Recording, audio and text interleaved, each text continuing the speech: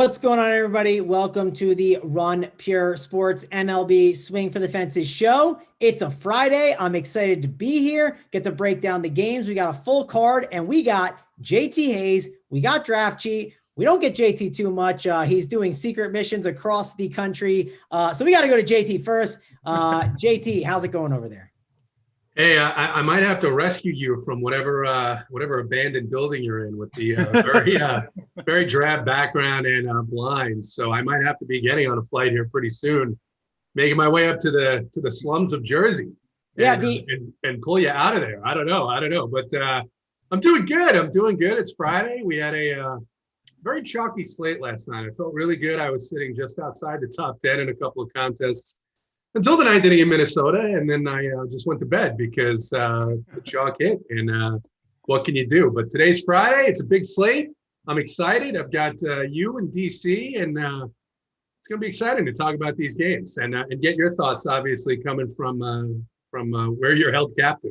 Yeah. I will say, I believe, it's been a busy couple weeks. I believe I won't be held captive. I have the things I want to hang up behind me. I have them right here, and the weekend is open. It's open so I can get stuff done. So we're hopeful that gets done. It's going to be Monday. You're going to be back on the show, and we're going to have the exact same background. Don't be saying you're going to get shit done over the weekend. We'll be wearing the same clothes. You'll be grinding DFS all weekend long. You're not getting anything done. Yeah, 11 a.m. rolls around. I'm like, well, the MMA show starts, right? Well, I got MLB lock, and then I'm like, oh shit, Rubio did this Euro slate article. I got to get some Euro action in there, and NBA's then goes. It's like, oh, man, you're on the Showdown content too. Oh shit, I got to do that, and it just never ends, So, and then a major starts, right? The PGA majors this week, and you're grinding that out, big prize pools. You're probably right, but I'm gonna do my best to get that done for the people. DC, it's a Friday night. Are the pizza bagels out? Is mom getting a nice little spread for the weekend? We got a huge MMA card. Talk about that a little bit, and talk about this MLB slate. Yeah, good weekend here. Beautiful weather in Denver, and beautiful in the basement as well. So we were eating some pizza bagels, some bagel bites. We'll rotate it, depending on if it's baseball, if it's UFC. So yeah, I'm excited for this slate in general. Like you mentioned, 13-game slate. I actually think all these games are going to play. It looked like San Francisco and Washington had some early weather concerns, but tracking the radar throughout the day, I kind of like that game to play too. So excited for this one. Warm weather most places, and it's kind of feels like real summer of baseball. We got full crowds in stadiums, stuff like that. So fun baseball season so far, and expect that to continue tonight. Yep, expected to continue tonight. We get Max Scherzer, we get Jacob deGrom, we get all of these stars and studs on the mound. JT, before we dive into the pitchers, give me your overall slate breakdown. You talked a little bit about the chalk yesterday hitting. We get a little bit of a different slate, not a 6-gamer, and that means ownership gets a little more spread out. So give me your slate overview here. Yeah, these 13-game slates, the one thing that I think stands out is and it's kind of been like this on most nights, if we're being honest, if we're looking, I guess, retroactively back at a slate, right, where we just don't have a lot of options to pay down at pitching. I mean, there's just, I think if you get past Ohtani, you get past, maybe if you're really running a bunch of lineups, you get past, I think, Charlie Morton at 7.5. There's not a lot past that. I don't think there's one guy that I see beyond that. Maybe one guy that we'll talk about, but I think he's a big risk tonight, as good as he's been. That's Tariq Skubal. So I think you're looking at the top end guys, and it looks like none of these guys are going to be more than 27 to 30% owned. And so it's interesting. You've got deGrom, obviously, in a rematch of a team that he dominated last week. You've got Scherzer in a matchup that, based on the Giants lineup that they put out, I actually think that Gabe Kapler, once again, galaxy brained himself. Looks like it's a better matchup for Max with all these left-handed hitters in there based on what he's been doing this year. And then you've got Woodruff against the Pirates, who haven't been striking out a ton. Kershaw in a phenomenal matchup against the Texas team that just does very little against left-handed pitching, especially recently. So there's a ton of options at the top, and you've got Ohtani in Arizona. The roof is closed. That's been a good matchup for right-handed pitching. And I mentioned Morton against the Marlins. The odds of the Marlins scoring a bunch of runs 2 games in a row, really low. But I think everybody knows how I feel about Charlie Morton. Even at 7.5, it'd take a little bit, I think, to roster him, even though I think it's on the table today. So really interesting games. I think there's a lot of offense. People have been talking all day about the Astros, even a little bit about the Twins. I think there's some other spots here. If you just narrow it down to who are the worst pitchers pitching today, right? If we just look at who are the worst pitchers, you're going to find yourself on teams like the Los Angeles Dodgers that nobody's talking about, like the Milwaukee Brewers that I haven't heard anybody talk about today. They get a pitcher who's been was kicked around by Miami last week. So a lot of really interesting spots here. It's an interesting slate. Yep, definitely an interesting slate. And DC, we talked about some of the pitchers at the top. We haven't talked about Brandon Woodruff yet. I want you to give the full overall breakdown. We got people in the chat talking about Woodruff, and he's your guy. So get the lotion out. We'll sit back and watch. You love some Brandon Woodruff. Talk about him and talk about these top end arms today and how you're handling them. Yeah, I mean, starting with Woodruff, I might have to leave the lotion in the drawer today for Woodruff, because I'm not sure I'm going there, frankly. I like a lot of these top end guys. To me, Woodruff, I don't think he really touches DeGrom just in terms of the quality of pitcher. Woodruff's been fantastic, right? He was great last year. He's been great this year so far. But to me, he's clearly a level below Jacob DeGrom. You're only getting a $900 savings there on DraftKings. And so this would be the case regardless, but Woodruff and his teammate Corbin Burns are 2 of the guys who have had massive spin rate declines in their last start. They have big spikes that kind of led to their breakouts last year and this year. I still think Woodruff is a very good pitcher, even if the spin rate remains down. But I do think it will take something away from him, and I don't think he's on DeGrom's level anyway. So for me, against the Pirates, who are getting a little bit peskier, right? They got a bunch of lefties. They kind of put the ball in play pretty well, at least the guys at the top of the lineup. Woodruff, I would say a relatively easy fade. I think I listed him 5th or 6th in the playbook today. So I guess not a total fade and not a bad play. But to me, I mean, even over Max, I just think DeGrom is head and shoulders above the field. We're talking kind of ownership projections a little bit in Discord, and, various places have him 25 to 30% for DeGrom. 1, I'll take the over on that number. I think it will be higher than that for Jacob DeGrom. But 2, if that's what it's going to be, I would just play 100% Jacob DeGrom, because I think he's bulletproof, right? He's unhittable. It's every single start with this guy. He's just absolutely unhittable right now. And I don't want to bet against him. I don't care who he's facing. It doesn't even matter for me with Jacob DeGrom. So I think he'll mow the Padres down like he mows every other team down that he faces. And he's the guy I want in my lineups to kind of start it off. All right, JT, I'll go over to you. And we got 5 arms at the top. I'm going to keep Kershaw in this ranking, right? So I like him too. I want to talk about him as well, but yeah. Oh, GC, go to him too. Talk about Kershaw. What would you do with him? Because it's Texas, right? Like, this is it's a great spot, right? And Kershaw is a guy that we're on him, right? We feel like he's dropped off from A+ to what? Maybe A-, and maybe even B+, right? But the matchup is so good. This is the spot where Kershaw, if you said, hey, there's one spot I want him to pitch at, it's probably against Texas, right? And against all those lefties. So talk about Kershaw at 9.8 on a slate where I'd love to play him on a different one, but there's a lot of studs to like here. I think Kershaw will fly under the radar a little bit on this slate. I think you'll have lower ownership than DeGrom, Woodruff, Giolito for sure at the top. Probably lower ownership than Max Scherzer if that game looks safe to play with the weather in Washington, D.C. And I like him. He's my SP2 with DeGrom. Those are the 2 guys that I want to roll with tonight if I'm spending up a pitcher, which I think is a pretty good decision to do on this particular slate. There's nothing wrong with Kershaw. I know he's had 2 kind of mediocre starts in a row. I'm not worried about him at all. He actually has the highest swinging strike rate of his entire career this season. If you look at like the K- walk rates, all that stuff, Kershaw is totally fine.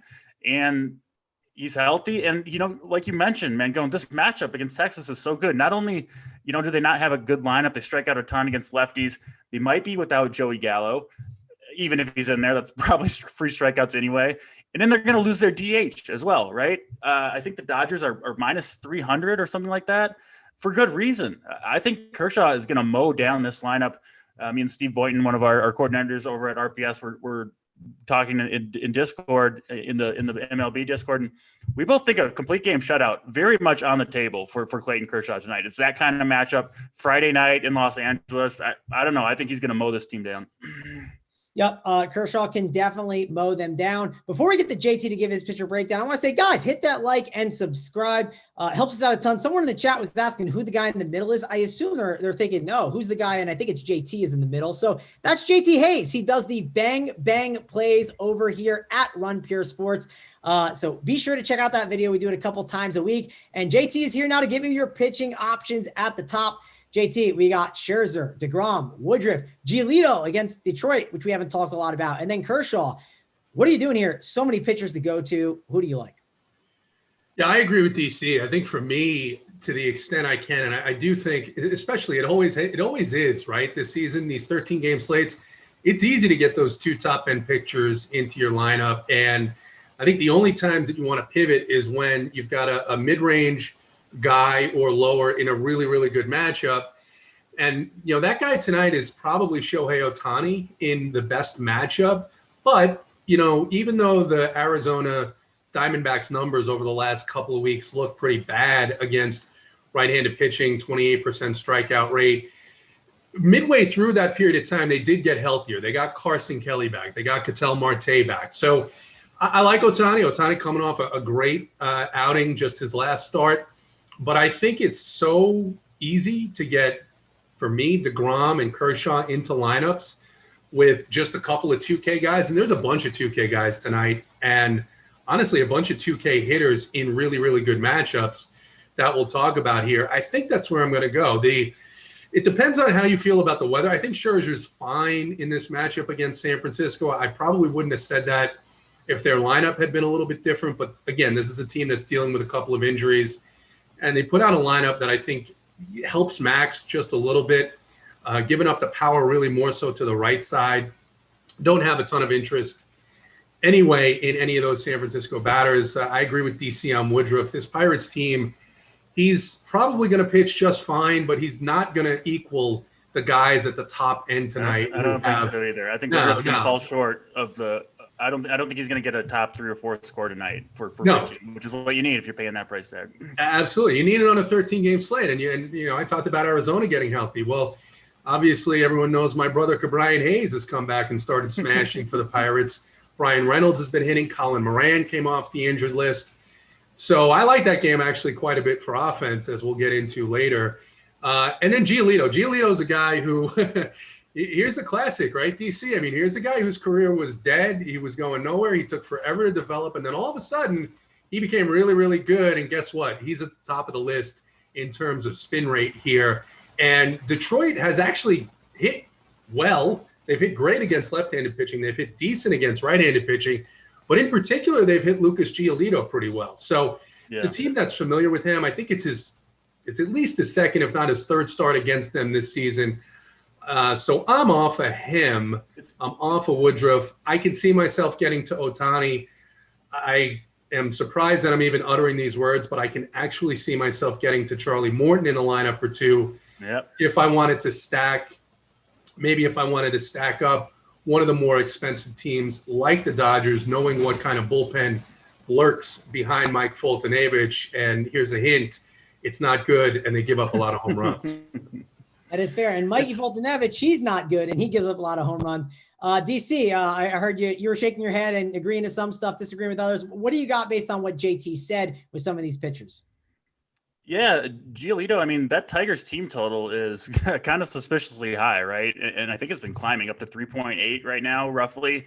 And I've seen ownership projections that have Giolito higher owned than Kershaw. That doesn't really make sense to me, given, Giolito's minus 160 with a much higher team total than Kershaw is against Texas. And I'm not saying that, that's not what I'm basing my decision of Kershaw over Giolito on. I'm just surprised to see ownership projections higher on Giolito when usually, they follow pretty closely to taking the pitchers against the lowest team totals, which is Clayton Kershaw tonight. So I hope that is true, right? I hope more people play Giolito than Kershaw because that makes for a better GPP play then. But I think Kershaw clearly the better play than Giolito, than Woodruff for me. I agree with JT on Ohtani. You know, I do think there's going to be some good scores at pitcher tonight, and I think Ohtani at least can match those guys, right? If he's really on his game, he's certainly capable of striking out 10 guys. So he's a good pivot if you want to save a little bit of money at 8,100. Charlie Morton, I think, is going to be solid against Miami. Again, I don't think he'll be a top 2 scorer at pitcher on the slate, but you do get a nice discount from him at 7,500. And then Tariq Skubal needs to be talked about. I've been kind of on him these last few starts. He looks like he's kind of figuring it out. The metrics, underlying metrics for him, I mean, the results have been great these last 4 starts, but the underlying metrics also look very, very good. Getting a ton of swing and miss. He's dialed in the control, right? That was kind of what's been holding him back. But he kind of looks like the pitcher that he was in the minor leagues a couple years ago, where he had one of the highest strikeout rates of any pitcher in all of professional baseball, right? He's just mowing guys down. He kind of looks like that again. He already kind of crushed this same White Sox team, and it's not as scary of a lineup as you kind of think, right, with the guys that they're missing right now. So I think Tariq Skubal's got a chance at a really big game. Risky for sure, not a safe pick whatsoever, but at 6,900, he can do it. He's certainly capable of striking out 9-10 guys. He's done it in the past. He could do it here. So he's kind of a good punt play as well if you want to save some salary. Yeah, no, definitely you can go and punt with those guys. My problem is on this slate, like, so when the pitching is so loaded at the top, I feel like one of those guys is just going to get there, right? Now, of course, on the flip side, DeGrom will get there. Right. So DeGrom will get there, and then won't one of Scherzer, Woodruff, Giolito, or Kershaw, even Snell, who I don't think we've talked too much about, like, won't one of them get there where it's like, why am I going cheap at pitcher? Like, now I get it. Of course, it's DFS. And the way you don't go cheap the way you don't pay up at pitcher is if one of those offenses goes absolutely nuts, right? That's kind of my thought process. JT, what do you think about that? Because that's something I'm thinking through. I don't jam 2 guys at the top. What do you say?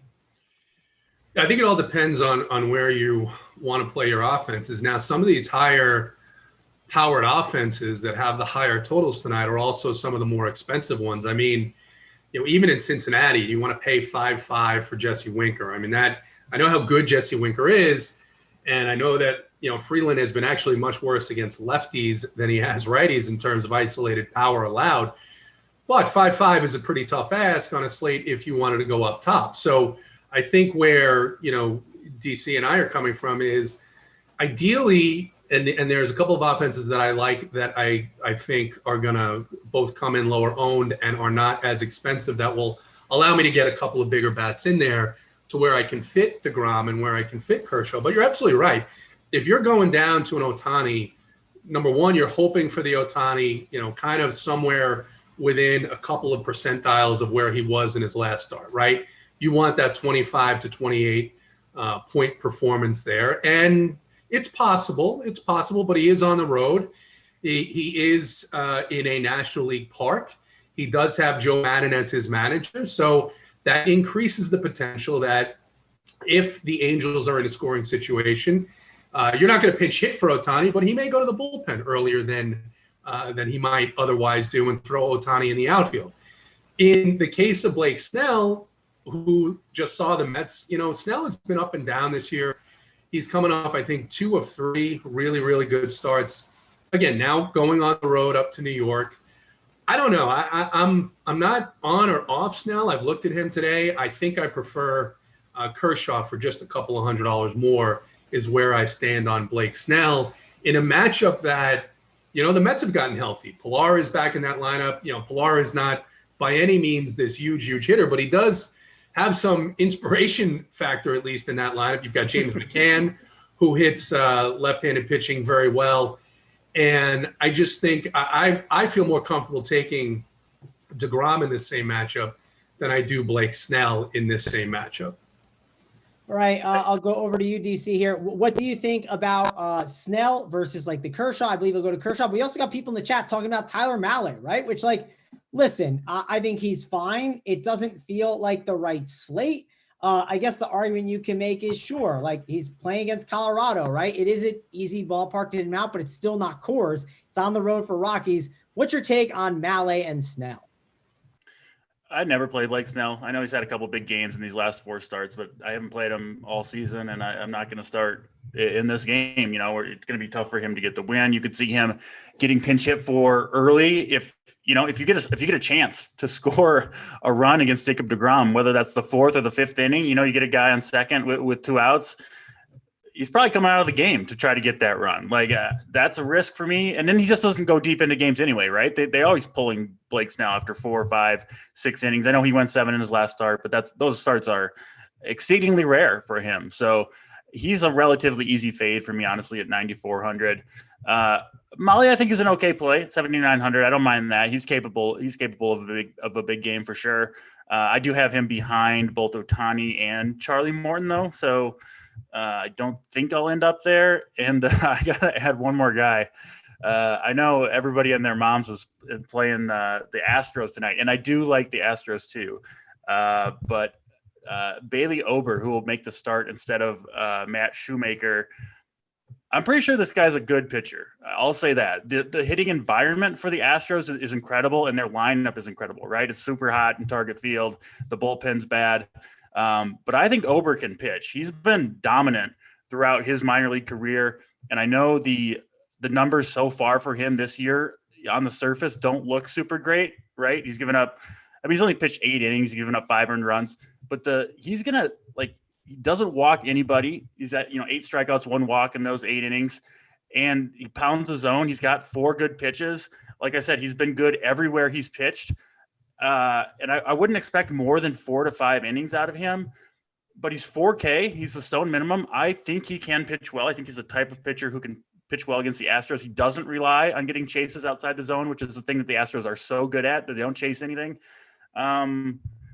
I don't know. I wouldn't be surprised if you load up Twitter an hour after that Twins game starts, and you might see a bunch of Cy Ober tweets all over Twitter. That's kind of how I think this game might end up going. They could still get to the bullpen, and he does give up some hard contact, or at least he has so far. So I still do like the Astros. I want to be clear about that, but I will have teams with Bailey Ober on them. No question about it. JT, if there are Cy Ober tweets on Twitter, how many of those are DC's burner accounts? I mean, we gotta stop somewhere. We can't do a 4K pitcher day. It's the wrong day. I know you like the guy. I promise you, if he's pitching well, you will see Cy Ober tweets. I promise you that much. All right, I can't tweet that if he's doing poorly. That wouldn't make any sense. And if he's doing well, I won't need to, because other people will be tweeting it out.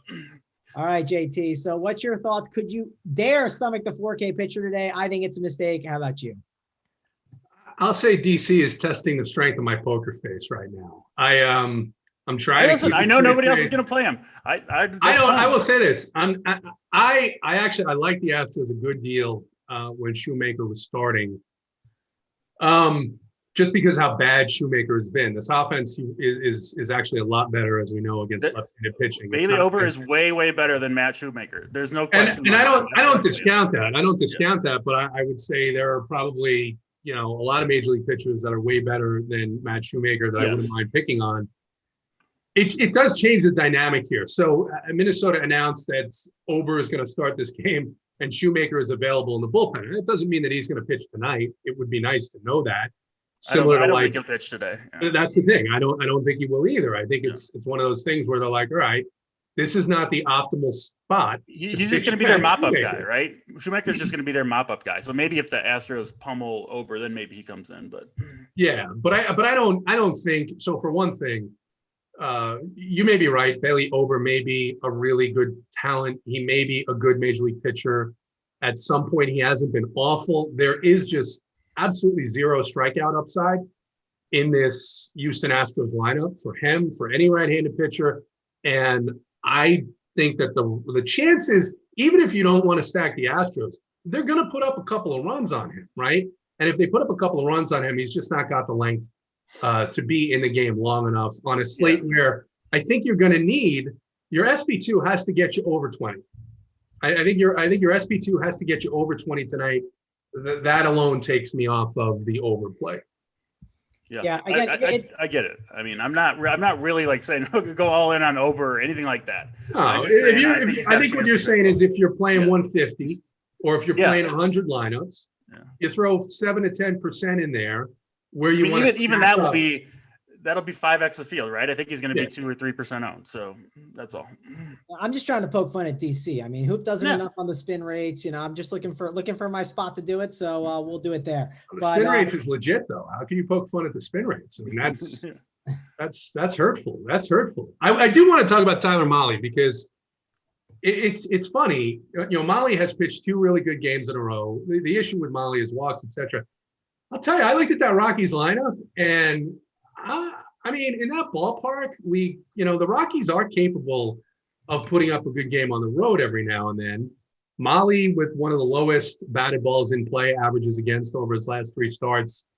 And Brendan Rodgers came in the game late last night and hit a bomb off of Trevor Rogers.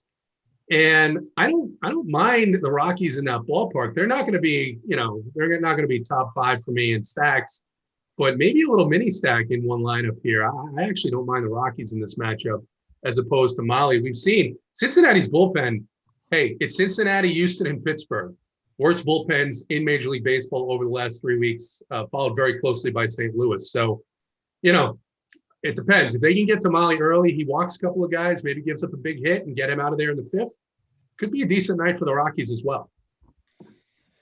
All right, we got to get those likes up, guys. We have JT Hayes here who will be bringing us to a nice trip to the Eiffel Tower, and we want to give out those plays, right? And we got DC on a Friday night with the Mom's Basement play. Like, we got to get those likes up. We're at 357 people watching, and the likes are at 96. So let's get those things up. We appreciate that a ton. I also do want to mention, before we finish up the pictures, I want to mention our Members Never Win segment, right? Because, hey, I know Big T had a nice little week, but we have a guy here who has been crushing it just like Big T. His name is Alterbridge. He won $25K over on FanDuel in the MLB Squeeze. Now, he played 150 lineups, and you know how it is, DC, right? If you play 150 lineups, you just print money, but that's not actually the case. He did crush it, though. He won, again, $25,000 for first place and absolutely crushed it yesterday in MLB. So we want to give him a little bit of a shout out, and a shout out to all the other guys that are winning in the Discord chat. If you want to sign up, you want to get all the content, the MMA show that we have coming up tomorrow for free on YouTube, and get the content and the core plays. You want to get the Euro Cup stuff. It's all under the code RPS Heater 25, gets you 25% off your first payment. DC, before we kind of move on to the pictures, talk about the MMA show tomorrow. I believe it's going to be you, Titletown. It's not Joey Work. It's going to be the Sports Keg. It's going to be Jay. I don't know if you've done a show with him, but he does some great MMA content as well. So talk about that show, breaking down the fights tomorrow. Yeah, we do it every time there's a UFC pay-per-view card, and there's a good one tomorrow. I think 3 5-round title fights on the card. Going to be a lot of fun. So we'll be there 11 Eastern time in the morning, bright and early. And me, Titletown, and the Sports Keg will be breaking down all, I think there's 11 or 12 fights. Hopefully they all stay on the card, and I'm excited for it. So yeah, check that out if you're into UFC, MMA, DFS, sports betting. We'll kind of cover all the different angles there. Yep, they'll cover all the angles for you guys. So be sure to check that out, that free show. I'm definitely checking it out. I'll be playing some UFC. You got it too, and it's going to be a good time.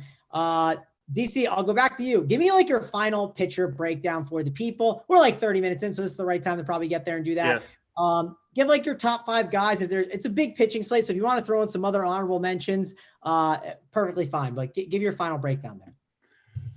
DeGrom is more or less a lock for me, especially if he's going to come in around this 30% ownership thing that we're seeing kind of around the industry. For me, that's just too low for how good he's been. I know the pitch counts have been down a little bit these last 2 starts, but I would expect the Mets to start letting him kind of ramp it up after he missed a start or 2, with that side tightness, I think it was, or back tightness. But he's totally fine. He's good to go, and he should dominate. I've got Clayton Kershaw, number 2.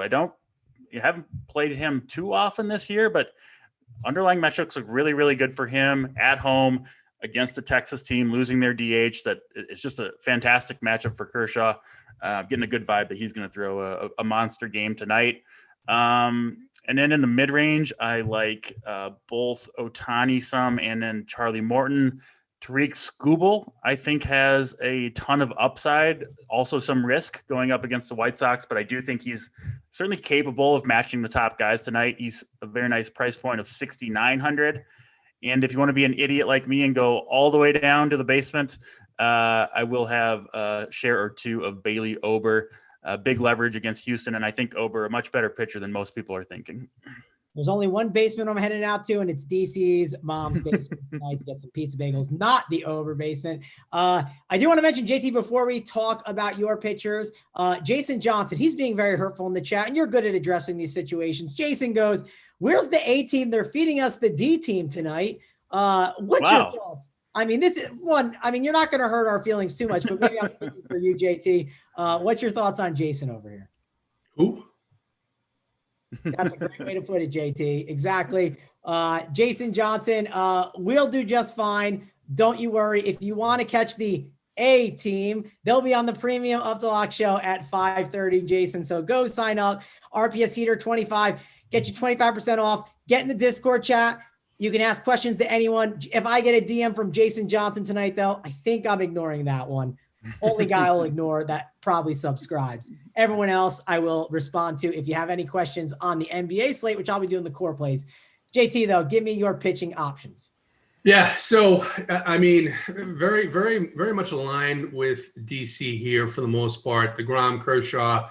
I do like Ohtani. I do think you can. I think you can play Skubal in tournaments. I also think you can play, a couple of one-offs against him. Abreu is very expensive, but Vaughn in that lineup, I think he's in the 5 hole at 3.6. Your mean batting second, he hasn't done a whole lot, but he did have 11 strikeouts, Skubal, against this team just about a week and a half ago. So that price point still seems a little bit too cheap for him. And then there is one guy that I haven't even mentioned that nobody's mentioned, and I have to mention him because he's pitching at home. The park is terrible for offense. And he's pitching against a team with a 32% strikeout rate over the last 3 weeks. And that's Sandy Alcantara against the Atlanta Braves. He's 9K. I think if you wanted to go down from Kershaw, but not all the way down to Ohtani, I am going to have a few lineups with Sandy Alcantara in there. Not worried about picking on this Braves team against right-handed pitching right now, especially in what they now call Lone Depot Park. I don't know if you guys knew that, but they changed the name again for the 38th time in Miami, Lone Depot Park, where the roof will likely be closed and offense is almost prohibited. All right. Well, that's JT's breakdown. Someone says you need a hat, our boy Jason, JT. So I don't know if your hat that you wore the other day is close by, feel free to grab that. You can get him a nice little hat. But that's what he wants. So maybe we don't want to give him what he wants. We also got K Falik backing us up a little bit in the chat. But yeah, let's move on though. Pitching. No wonder why you stopped right there, because you read Fleek's whole statement and it was like, oh wait, he's saying I'm not part of it. All right, I'll move on. But hey, I don't want to give this guy any attention. Obviously, it's just kind of funny that there are people. It's kind of funny that there are people with, as I say, absolutely no lives that at 4:30 on a Friday afternoon, I'm on YouTube like a crusty loser, right? Just making anonymous comments. I mean, imagine fighting with strangers on the internet when you could be going to happy hour or picking up chicks or winning money at DFS. So whatever, let's move on. Yeah, I mean, there's only 24 hours in a day, and I'm spending an hour with you guys. That's how much I want to hang out with the D team. I love you guys that much.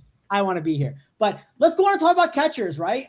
So the catching slates this week, I'm trying to think back. It feels like they've been pretty loaded. And tonight, not so much, right? I feel like catcher has been awesome. But today, I mean, yes, of course, Yerman off the top, right? 4.9. Seems like a great hitter option.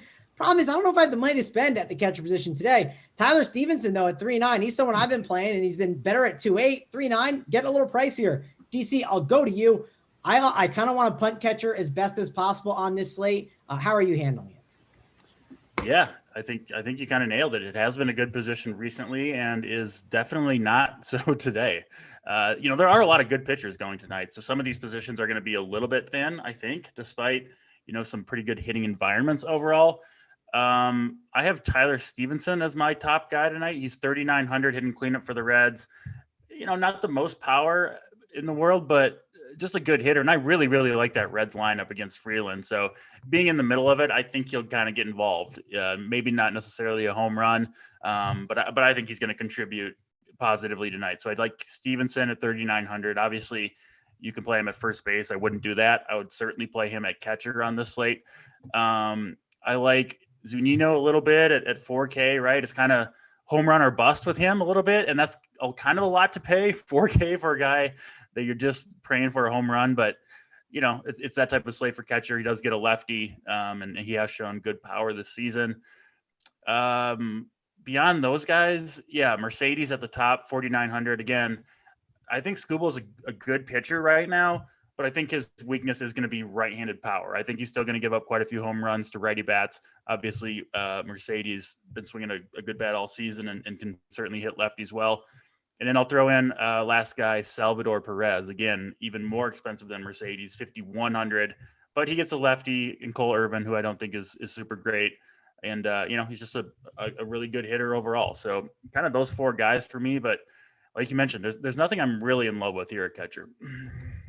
All right, JT, how about you? Are you paying up? Are you paying down? Catcher's tough today. And again, it's a Friday, a lot of games. It's not like a 6-gamer. So we might get some surprise catching options that could pop up out of nowhere. So stay tuned. We might change our stuff up in the Discord. We'll talk about that. The cash chart could change. JT, what are you doing there with the catcher position? Yeah, I don't know that it's a night to go to as much as, Yermin is he's hitting second now, but at that price point, even Salvi Perez in that big park, I don't know that it's a night to go all the way up there. There are a couple of options here. Christian Vasquez at home against Ross Stripling. Stripling, one of the highest isolated power allowed numbers to right-handed hitters on this slate. I think the Boston righties are once again in a really good spot. And Vasquez only 3.8. You've got Omar Nervaez taking on who is one of the worst pitchers on this slate. And I can't believe nobody's talking about the Brewers at all. But Omar Nervaez in that lineup against Chase DeYoung and a Pittsburgh bullpen that's bottom 3 over the last 3 weeks.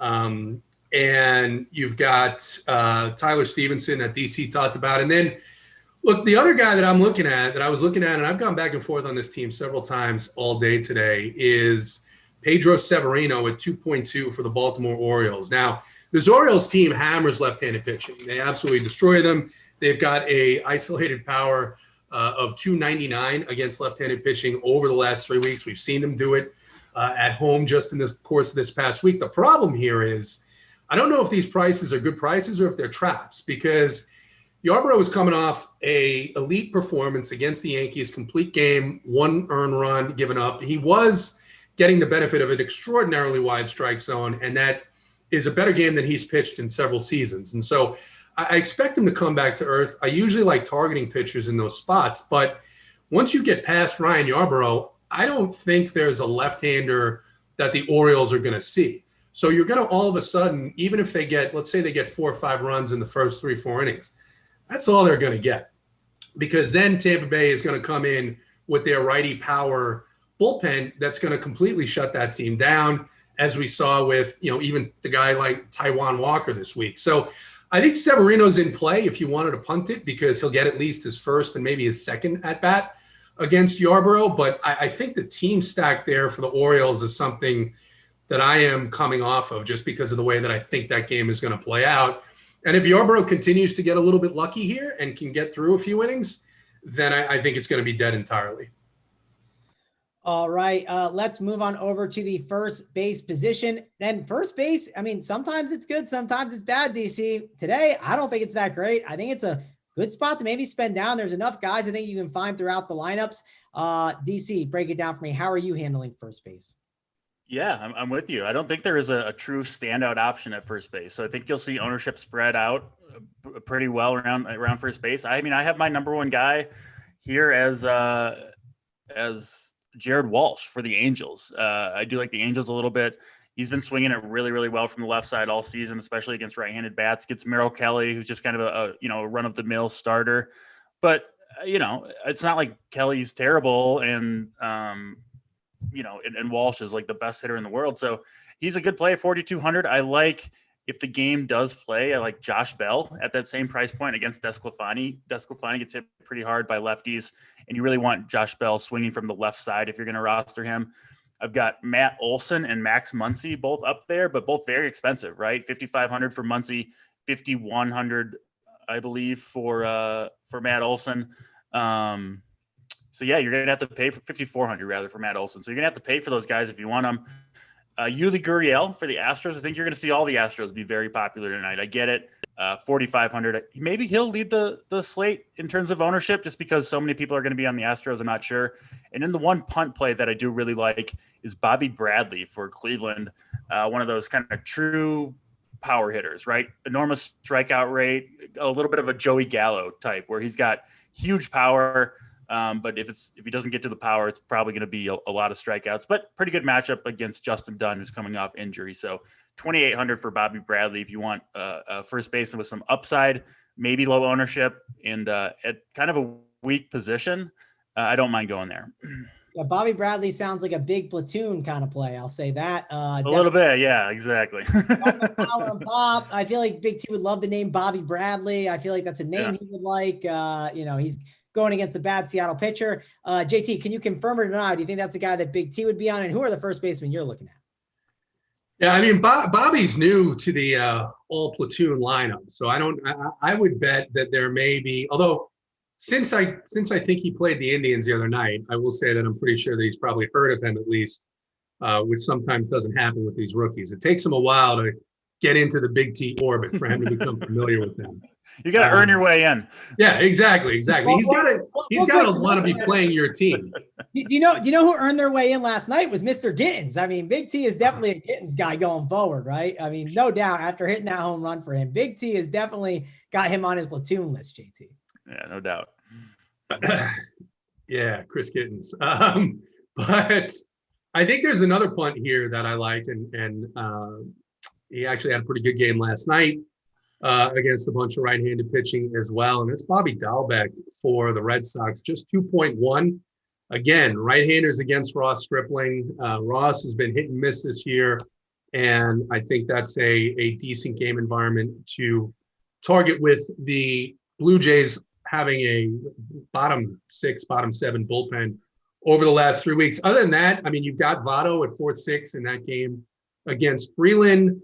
Ryan Mountcastle's 3.3. He's first base eligible. He just seems to hit a home run almost every game. You've got Vlad in Boston against Richards at 5.2. His price finally coming down a little bit to where he might be usable. I do like Jared Walsh as well. And rounded out with, and Olsen, of course, always in play, but rounded out with a couple of guys that I think maybe a little bit less popular. Vogelback for the Brewers. Once again, against Chase DeYoung, Vogelback hit a home run yesterday in Cincinnati. And then Max Muncy, 5.5 against Fulton, who has, I think, by the numbers, the best pitcher to target left-handed bats against on this slate.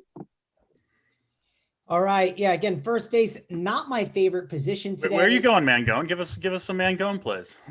Man, so I kind of want to do the guy. I was looking at the Seattle stack, right? And the guy I was actually looking at that I don't think people will play is, I believe he's in the lineup. Let me just double check and look here. It was Jake Bauers, right? And it's a revenge game, right? So the people love the revenge, right? I don't know if it's his first game back, but is he in the lineup? Is that confirmed? DC? He's hitting 7th. Yeah. Yep. Yeah. I mean, again, this is an off the board kind of guy. I think I'm going to go to the Seattle stack, and I'm trying to find ways to get different within the Seattle stack. So, and I want to kind of stack up some pitchers. So I think I'm going to go to Mr. Bauers. I mean, is that a good contrarian option? We know the power he has. He's been hitting a little bit better. And who doesn't love a revenge game, DC? Yeah, I don't hate that. He wasn't really on my radar, but 2,100, at a weak position, right? That's kind of the key, where you don't feel like you're missing that much at first base if you punt it. So, yeah, I have no problem with that play. Yeah, and I like what JT said with the Vogelbach call at the 3.8. Like, he's a pretty good one. Am I crazy? Was that not a bad play there, JT? I know you love the revenge, so that alone will get you excited. Here's what you said that sort of had me a little bit quizzical. You said that you wanted to play Seattle stacks, which I can understand given the left-handed bats against Savali. I like some of them myself. But then you said you wanted to get different. How popular do you think Seattle is going to be on this slate? It's fair, but I'm not running the 1 through 5 because I'm not. Just because if you're playing Seattle, you're different, and I love it. But you don't have to go crazy and play a guy that, hasn't hit water after falling off a boat in the last 6 years. I'm not playing Ty France, JT. So we can not play him. You know what? I missed my opportunity. I should have came back at you for Jake Bauers for coming at me so hard about Bailey. Ober is a way better play than Jake Bauers. I mean, revenge, sure, but they released him. Think about this. They released him and brought up big platoon Bobby Bradley. How concerned are these guys? I'm being too nice today. I need to start firing back at some of these insults. It's all in love. It's all in love. We want to make each other better. I would love, you guys feel free to do it to me, but you're playing Seattle on a 13-game slate. I gotta just a little bit of a hint here. You're gonna be like in the 10% that even considers it. Yeah. That's correct. You're right. I mean, you're keeping me in line. That's fair, but I can't play Ty France. I can't do the 1 through 5. I mean, I do think it kind of segues great into second base. I kind of like Shed Long a little bit. I think he's a guy batting 6th. That might be the guy. Instead of going France, I go to him. A cheap punt gets me a lot of guys, JT. Again, the Seattle stack it's an interesting one today. Again, I don't want to play Ty France, and second base isn't great, JT. You're shaking your head, so we're going right to you. You want to play Jonathan India? Do you want to play Jose Altuve? I don't mind Max Muncy if you have the money at 5.5 against Fulton. That's a tasty one, but I don't got the money today. I'm spending up. I need cheapies, JT. Yeah, I get it. You may want to find just a couple of guys that have hit a baseball in the last season or so, right? Well, I mean, that's not fair. Listen, if you're right. It's not fair that you have to find guys that are going to hit the baseball. I get it. It is an unfair pursuit that we have decided to. It's asking too much of Mangone today to ask him to guys that can hit. Jr. has played 2 games this year, and he's got a 7 and a 5. So he has hit the baseball in every game. So knock it off. The baseball may have hit him, and he scored a run. I mean, you don't know that he hit the baseball unless I see video. I have 2 hits. I have 5 at bats, a hit, a single, a run. I got a strikeout, only 1 strikeout. And then the great Shed Long. Hey, he's trending up. 1 single, a double, and now a triple is coming. KNB Squid said, "What is going on?" Yeah, this is the only show I think in the industry you'll see this much Shed Long talk. But JT, break down the second base position for me. Shed Long, he may hit for the cycle in the next month. Yeah, no, that's I got to stick with Seattle. There's no chance I'm not playing them and shipping everything. I'm already stuck and married to it now after this. Oh my goodness! All right, let's move on because the people are gonna think that this is a circus here. Christian Arroyo for the Red Sox hit another home run last night. He's 2.9K. You do have India leading off. I mentioned a little bit of interest in Colorado. Brendan Rodgers has found himself in the 2-hole hitting 3-1. You've got Polanco against Urquidy, I think is good. But once you get past Urquidy, there's just the one worry I have about that Minnesota game tonight and playing anyone on Minnesota is Dusty Baker has seemed to improve a little bit here. And he's now started to change up that bullpen. They went through almost everybody to have last night. So it looks like maybe Christian Javier is going to be available out of that bullpen tonight. That makes me a lot less interested in any of the Minnesota bats because I have a lot of respect for Javier's talent. I do like Luis Urias for Milwaukee. Again, talked about Chase DeYoung and this Pittsburgh bullpen. And then you have Chris Taylor against Fultonavich and that really underwhelming Texas bullpen, 4.4. And you're right, Mango, and you can play Max Muncy at second base. Yes, you can play Max Muncy at second base. And JT, just so you know, anything I say or do is I'm not held accountable, right? Because I'm at gunpoint here. I'm in the corner. So if the stack doesn't work, I'll take the credit. Or if it works, I'll take the credit. If it doesn't, I blame the guy that's not, allowing me to. You've got the Roto Radar terrorists there holding you hostage, making you promote their site on Twitter and trying to get the people to join their site. Travis, we're coming to rescue you, baby. I'm going to get KMB Squid and DC. DC's going to drive us. He's the perfect getaway driver, and we're going to scoop you up and get you out of there. Yeah, scoop me up. Don't beat yourself up if Jake Bauers and Shed Long don't have good games. You chose the great hitters on the slate. It's not your fault if they didn't come through for you. It's okay, man. I mean, it's a tough 2v2, right? You've got Bauers and Shed Long and Max Muncy and like anyone else. So I mean, it's tough. It's tough. It's a tough. Listen, if there's one, and we got like Chinese script in the chat. Things are getting crazy up in here. That's Arabic. Those are the people holding you captive, saying, "Hey, watch it." Yeah, we got that in the chat. And also, if we do need someone to save me, it's Jake Bowers. He will save me from 24, right? He's going to get canceled for that one, I think. Oh, man, there is so much going on right now with this show. DC, bring us to second base. What are we doing here at the second base position? I'm kind of with you, man. I don't love this position. Now, I'm not going to join you on the Shed Long train. I'll try to find someone a little bit better, but I'm with you. I get it. I do have India as the number one option. Again, the Reds are my number one stack, so kind of hard to avoid him leading off at a rough position anyway. I think Altuve will be the most popular option on this slate is my guess. I think Max Muncy to him. I like Whit Merrifield against the lefty. Bad park, but I still like him a little bit up there. And then Ryan McMahon, I like a little bit. I like lefties against Tyler Mahle to some extent. So I think he's a pretty good one-off. You can play him at second or third for the Rockies. But yeah, kind of a tough position here. So I get why you're trying to scrape the bottom of the barrel at second base. Yeah, truly the bottom of the barrel. Well, we're punting all the way down. I mean, the guy's name could be Titletown, right? And we're just trying to get the better bats in our lineups. And hopefully we can find some better bats because it is a bit of a rough day at the hitting position. It's not too rough at third base, though, because in that same game that we've talked about a ton, Jose Ramirez at third base, looking to be the highest owned guy, but for good reason, 5.8K against Dunn. And Dunn's not too great. Definitely someone that I think you could look at. You got Suarez against Freeland, who's not great. And I know Suarez has had his struggles, but we also have Mr. Kyle Seager from that game, and I think he's actually a good play, right? I mean, this is maybe where I can redeem myself. You got the Mariner. You got him right. That's the Mariner you wanted. Jake, third time's a charm, man. Go. Well, DC, talk about Seager and talk about the third base position because it's not a bad position today. I mean, there's guys like Justin Turner against Fulton. You can definitely talk yourself into some decent bats here today. Yeah, Seager, 12 home runs on the year, and frankly, it could be a lot more. He's been squaring up the ball on the regular. A lot of long flyouts for him recently. Really like his chances to square one up against Savali. So 3,500, I think he, at least for my money, pretty clearly the best cheap option at third base. But like you said, the top end looks really good. I do have Jose Ramirez number one, just by a hair over Rafael Devers. I like both those guys a lot if you can afford them. If you're playing Bailey Ober and you got money to spend, you can go to Devers or Jose Ramirez. And then Suarez, obviously, for stacking the Reds, I would want to include him. He's been struggling this year, but I think the power is still there. So I would expect him to go on a heater sooner rather than later. And then Alex Bregman kind of rounding it out for me. Again, I think a lot of people go into the Astros. I get it, but he will be highly owned if you're stacking up the Astros. I would assume you'd want to include him in there. So yeah, I kind of like the top end: Ramirez, Devers, Seager, and Bregman, and then I think mostly those guys. So and then Suarez was the last guy that I was thinking of there. So yeah, good top end position here, unlike catcher and second base. JT, a lot of top end guys to like here. Give me some third baseman. Maybe I can get off the Mariners here, or is it Kyle Seager day here?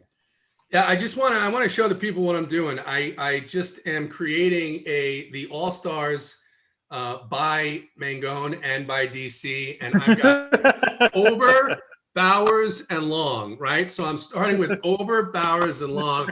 I'm trying to create a lineup that as a whole goes negative. So real quick, I need some more options. We playing low ball over here? I'm playing low ball. The smart guy said to me, you can leave as much salary you want on the table, but it has to correlate. So make sure you correlate. That's a big T rule. Yeah. So correlate it all up. Maybe for my second arm, I'll play like a bullpen guy for the Cardinals. Oh, I can't because they're not on this slate. But no, you gotta be all starters for low ball. Everyone's got to be in the starting lineup.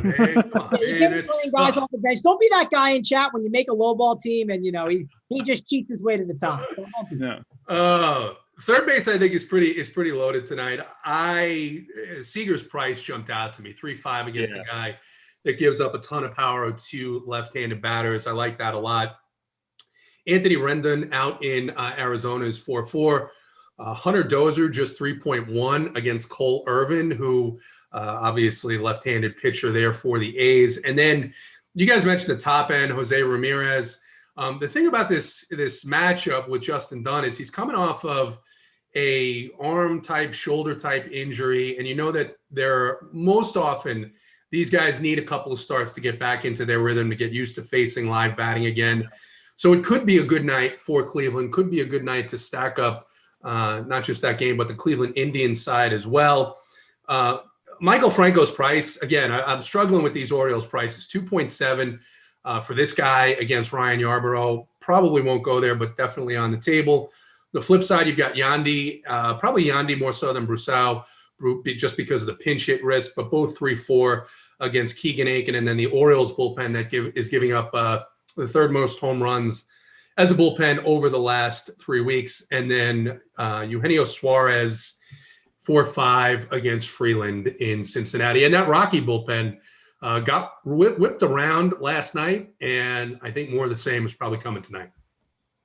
All right, good calls there. Cincinnati stack. You're warming up to that one a little bit. That's definitely one I think I can get a little more excited about. But no doubt I'll have some Seattle after all this shenanigans we've had. Let's go talk about shortstop though. In DC, you always talk about wanting to spend up at shortstop, right? And I got my boy Timmy Anderson against a lefty, right? And I know it's Skubal, but he's definitely in play. We talked about some Indians. Ahmed Rosario against Dunn. I think he makes some sense. You can play JP Crawford. Let's just stick with it, right? If he's back, we'll throw him in there. He's a solid hitter. 3-5.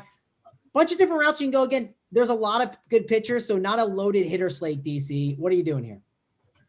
Right now, I'm changing Savale to my number one pitcher on the slate. We are fading DeGrom. We are going 100% Aaron Savale. Made that command pivot right here.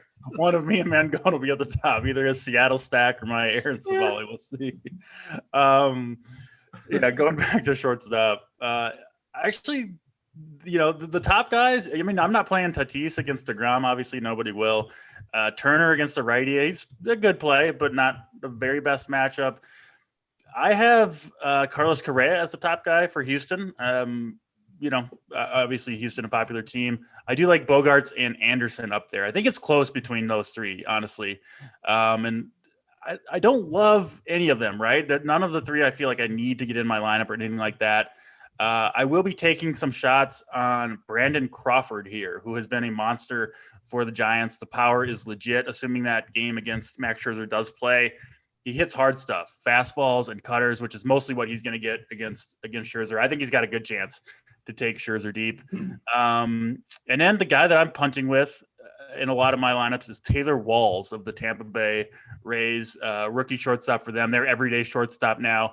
And I like what I've seen from him, frankly. Power, a little bit of power, some speed, switch hitter. And I think he's better from the right side, which is one thing I like about him today up against Aiken of the Orioles. So kind of a tough position again. And for me, Taylor Walls, the guy I'm playing if I need the savings.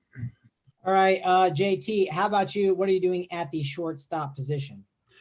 Yeah, I actually like Xander amongst the high end. Like I've said, like these right-handers against Stripling. For Cleveland, Ahmed Rosario has just been crushing the ball lately. He should be in the 2-hole. I don't know if that lineup came out yet or not. Again, these Oriole prices, like I said, they're either a trap or the greatest play ever because Galvis is 3-2. I think he's in the 4 or the 5-hole. You mentioned Timmy Anderson at 5-1. Farmer for Cincinnati, if you're going with a stack there, he's just 3K in that matchup. I do like JP Crawford's talent. That's one Seattle Mariner I won't give you a hard time for playing. He's just 3-5. But then Milwaukee, Willie Adames, if he's in there, 4-1. And out west, in that same matchup against Fulton Avich, Gavin Lux, shortstop eligible for just 3-6. I should have mentioned him as well. He's a good play. Yep, those Dodgers definitely good, and they've been good to us. So I think going back to them is not a bad idea, and they've been hitting the ball pretty well. So I do want to mention, guys, get those likes and subscribes up. Again, we're trying to get the subscriptions up to get to 6K. We appreciate that a ton, and we also want to get the likes up so we can give you those plays of the day. We're taking a big trip to France to get the Eiffel Tower play. Then we're heading over to DC's mom's basement. So we got to do all of JT gets to go to Paris and I'm stuck in the basement. That's you get to come. You get to hop on the jet and watch. You don't have to go to the Eiffel Tower and get all the good stuff along the ride. But it'll be good times. I've got my NFT of the Eiffel Tower here, so I'm good. I don't need to go to France. There you go. Perfect. You got the NFT. You're ready to go. You got the digital art of the Eiffel Tower. Yeah, exactly. Yeah. You're set. Let's go on over and talk about the outfield. JT Hayes, we'll go to you first. Tons of guys you can always spend on. I mean, when outfield's almost loaded every single day, it feels like, right? I mean, there's so many options you can go to. Break it down for us. Where are you going in the outfield? Yeah, ton of plays here. Again, try to focus on, who are the worst pitchers here. JD Martinez, 5K flat against Stripling and the power that he gives up to right-handed batters. You've got Manuel Margot leading off for Tampa Bay at just 3-2. Margot is a guy who could steal a couple of bases too. Talked about earlier Andrew Vaughn in that lineup against Skubal. I like the price on him at 3-6 in the middle there.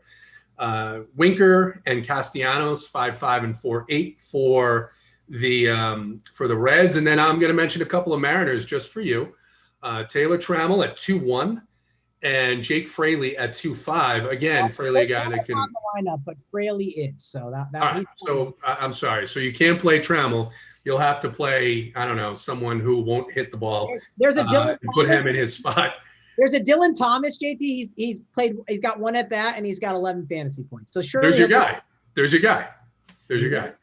So, Yordan Alvarez, Yordan 4-2 against DC's number 1 guy. He's going to get a fat head on the wall of Bailey Ober here sometime in the next couple of weeks. But Yordan, I think Tucker 3-7, Yelich 5-8, Avisail Garcia. Again, I like these Brewers against Chase DeYoung and a very, very below average Pittsburgh bullpen.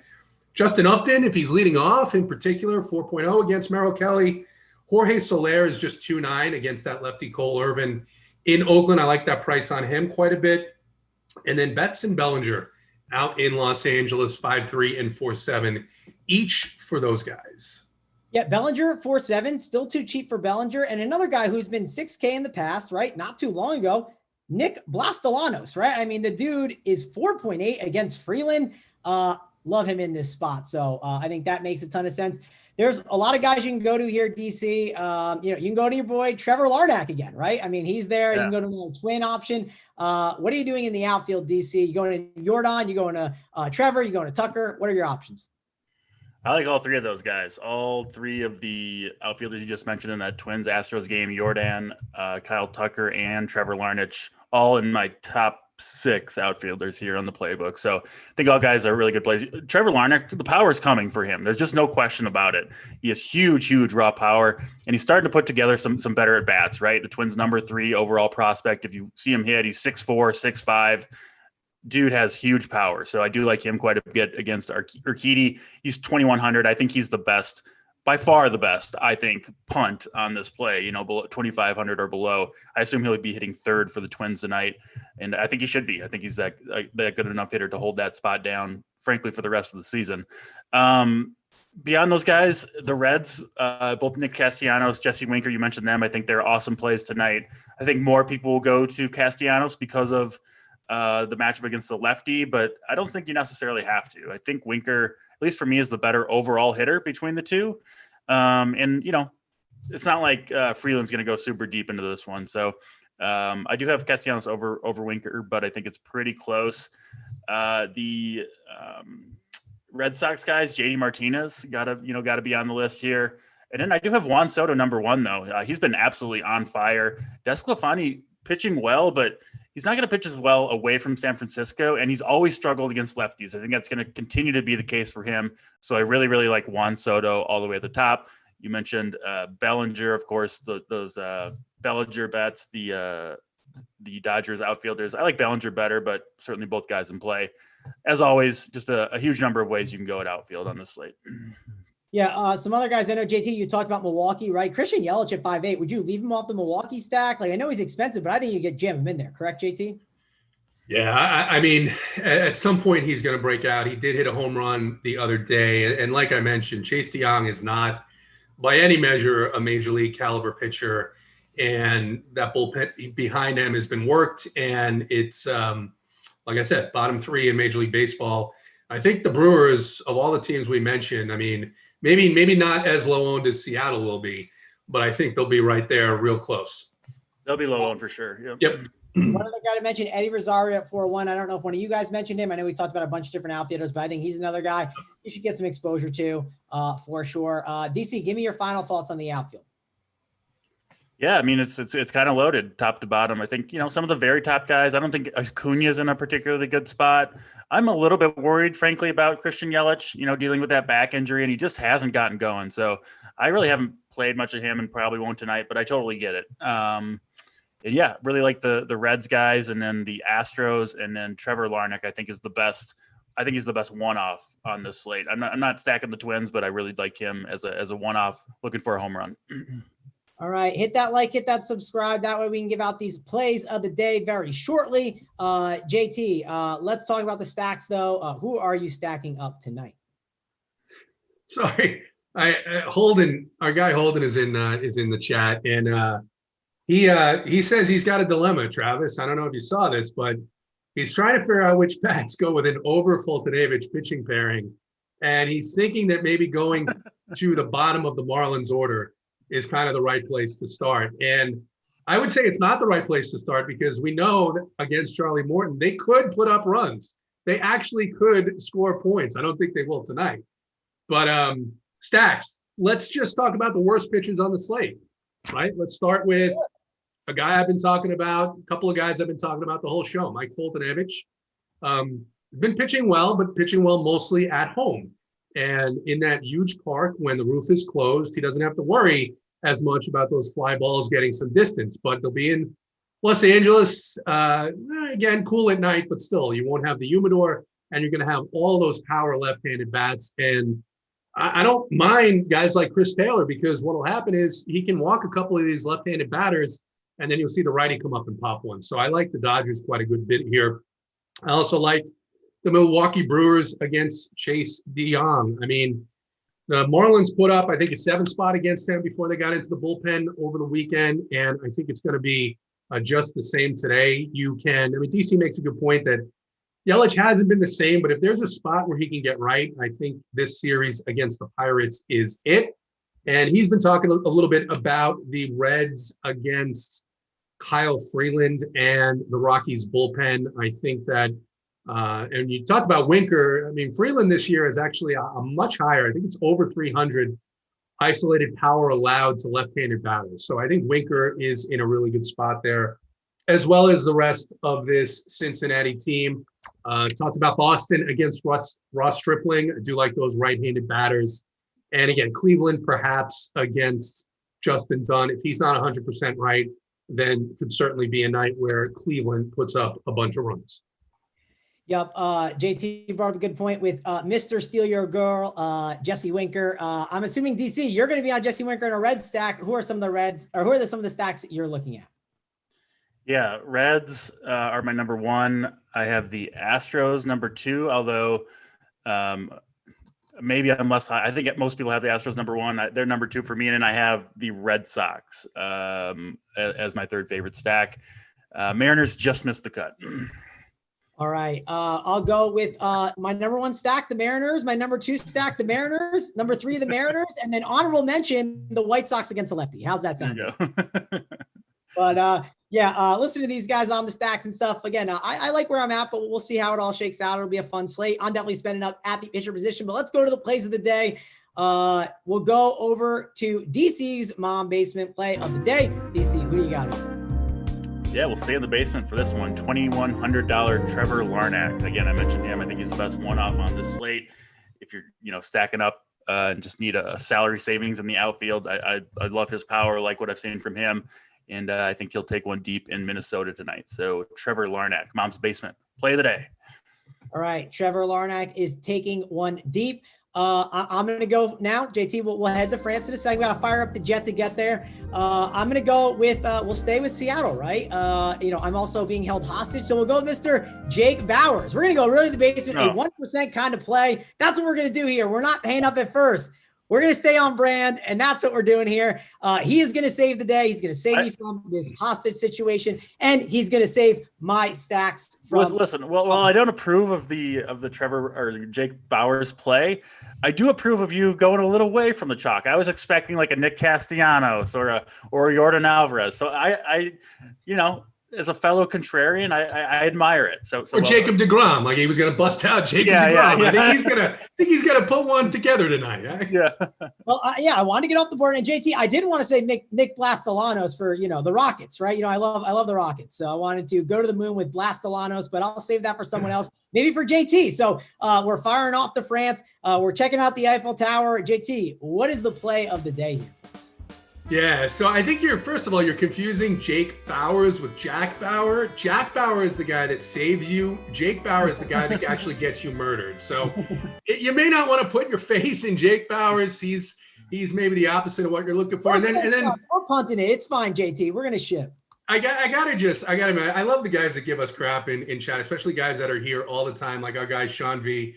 Sean V a few seconds ago was like, the Brewers are going to bust hard. Chase DeYoung looked sharp in his last start, to which I just asked, how many home runs do you have to give up to not look sharp? Because he gave up 3 in 5 innings. So I guess, and then Sean corrected himself and he realized that he was maybe thinking of the wrong players. So I'm going to stay with the Brew Crew, and it's not going to be Christian Yelich, although I do think he's in play, but Avisail Garcia is going to knock one out tonight. He might knock 2 out. He might have 30 points on DK. I think the Brewers are going to put up a big number against Chase DeYoung in this Pirates bullpen. Give me some Avi tonight. There you go. Avi goes yard. I like it, JT. Also, we'll end with another bad chat comment. Imagine choosing Bauers over Fraley. I mean, dude, both guys suck, man. I mean, what are we doing here? I mean, you're acting like Fraley's like. I agree with the chatter. Fraley over Bauers for me too. I mean, at least Fraley could steal a base. I think Bauer may try to mimic whoever that Pirates first baseman was that they immediately cut.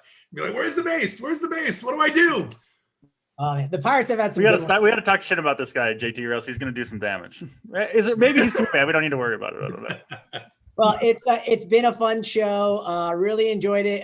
We had a lot of laughs. We gave out some winners, some maybe not. Maybe by the end of the day, we will see if I'm back next week with some stuff on my wall. But be sure to check out BigT, JSU. They'll be giving their core plays with Holden coming up next on the Final Countdown show. Got to pay for the premium for that. This is just the free stuff. As some people say in the chat, it's the D team, but you can pay for the A team. We got to get on out of here, though. Thanks a lot for joining us. For me, Mangone, JT Hayes, and DC. See you guys later.